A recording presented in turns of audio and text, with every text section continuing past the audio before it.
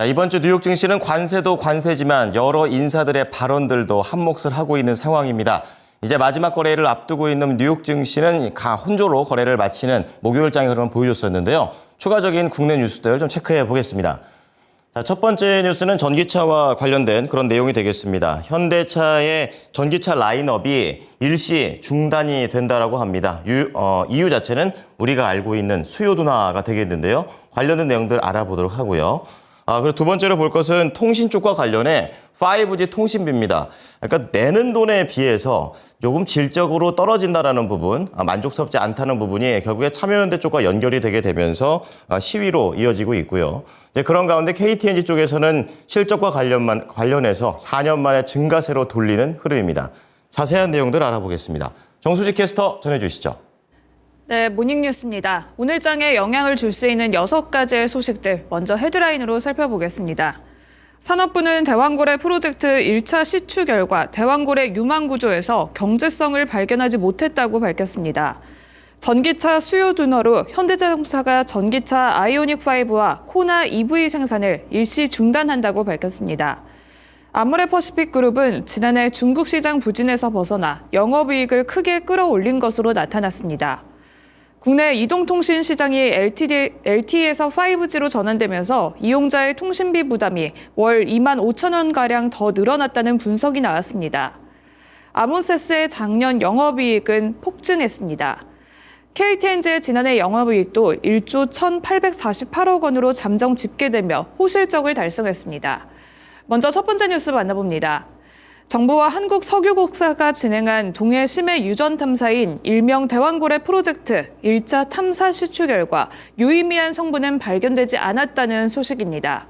산업부 관계자는 47일간 대왕고래 시추 작업을 진행했다면서 정확한 결과는 전문 분석기관의 분석을 거쳐 8월쯤 나올 예정이지만 일단 경제성을 확보할 수 있을 만큼의 탄화수소를 확인하지는 못했다고 말했습니다.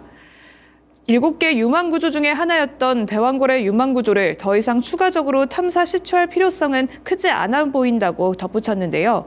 구조의 규모는 컸었지만 속은 비어 있었던 셈입니다. 정부와 석유공사는 대왕고래를 제외한 동해 심해에 있는 나머지 6개 유망구조에 대한 후속 작업은 해외 투자 유치 등을 통해서 이어가겠다고 말했지만 이 뉴스가 나오면서 관련주들은 전일 시간에서 실망감이 그대로 반영됐습니다. 시간의 흐름 살펴보겠습니다. 대왕고래 관련주들은 일제히 약세 흐름을 보였는데요. 적게는 3%에서 7%대 약세를 보였고 넥스틸과 한국석유 등 그리고 동양철관과 그리고 한국가스공사는 하한가까지 내려섰습니다. 오늘 정규장의 흐름도 불가피해 보이는데요. 리스크 관리 꼭 체크하셔야겠습니다. 두 번째 뉴스 만나봅니다. 전기차 일시적 수요 둔화의 영향으로 현대자동차는 전용 전기차인 아이오닉5와 코나 EV 생산을 일시 중단하겠다고 밝혔습니다. 현대차는 울산 1공장 12라인을 오는 24일부터 28일까지 닷새간 가동 중단하고 휴업합니다. 내수 부진과 주문량 감소에 따른 생산 물량 조정 차원에서 결정된 건데요. 지난달 아이오닉5의 국내 판매량은 75대에 머물렀고 코나 EV는 43대에 머무르면서 극심한 판매 부진을 겪고 있습니다. 아이오닉5의 지난해 판매량은 16,600여 대 수준으로서 기대보다 낮다는 평가가 나오고 있는 상황인데요. 자동차 업계에서는 미국 트럼프 2기 행정부의 반전기차 정책 기조 등의 영향으로 전기차 수요 둔화는 장기화될 가능성을 염두에 두고 있는 상황입니다. 오늘장 관련주들의 영향까지 체크해 보시길 바라겠습니다. 다음 뉴스입니다. 아모레퍼시픽 그룹의 지난해 영업이익이 해외 사업 성장에 힘입어서 1년 전보다 60% 넘게 증가했습니다. 글로벌 사업을 재편하면서 미주 지역 매출이 연간 기준으로 처음으로 중하권을 넘어섰는데요.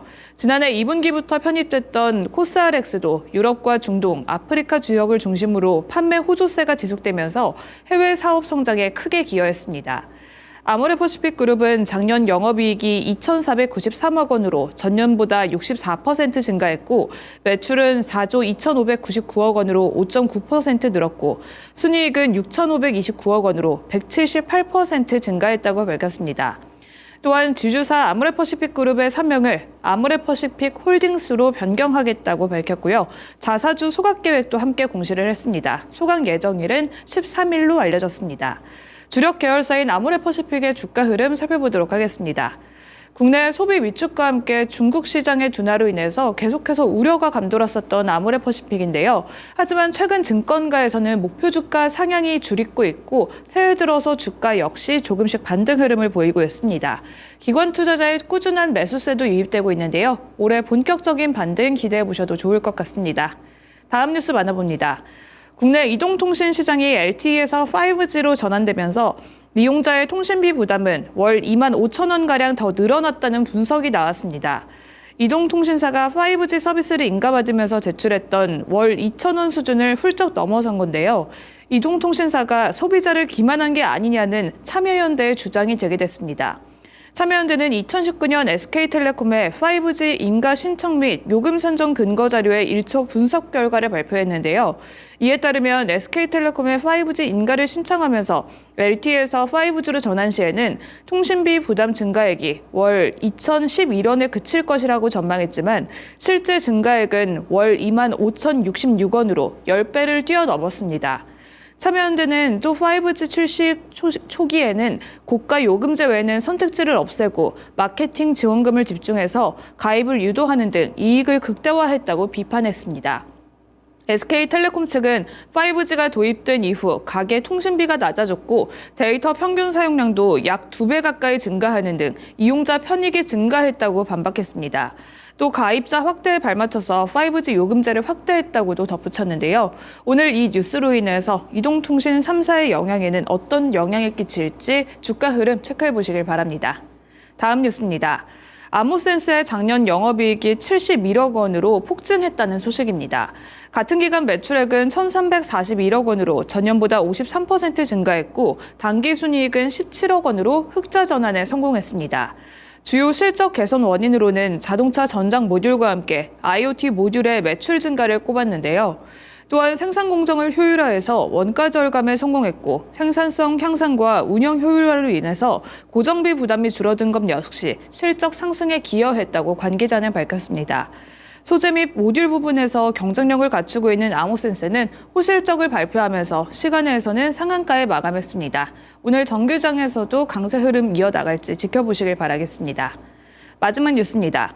KT엔진은 지난해 영업이익이 1조 1,848억 원으로 1년 전보다 1.5% 늘어난 것으로 잠정 집계됐습니다. 매출액은 5조 9,095억 원으로 0.8% 증가해서 역대 가장 큰 매출을 기록했고요. 순이익은 23.8% 증가한 1조 1,416억 원을 달성했습니다. 연간 매출과 영업이익이 모두 늘어난 것은 4년 만의 일인데요. KT엔진은 지난해 3월 방경만 사장 취임 이후 본원적 사업 경쟁력 강화와 함께 재무구조 고도화에 집중한 결과라고 설명했습니다. 담배 사업 부분 역시 지속적인 글로벌 판매량 증가로 지난해 매출은 8.1% 증가했고 영업이익은 10.7% 늘어났습니다. 올해 경영 목표를 매출은 5% 이상, 영업이익은 6% 이상 성장으로 설정하고 주주 환원과 관련해서도 3,600억 원 규모의 자사주를 즉시 소각하기로 결정했는데요. KTNG 호실적과 함께 주가도 탄력을 받을지 기대해 보셔도 좋을 것 같습니다. 이상 모닝뉴스 전해드렸습니다.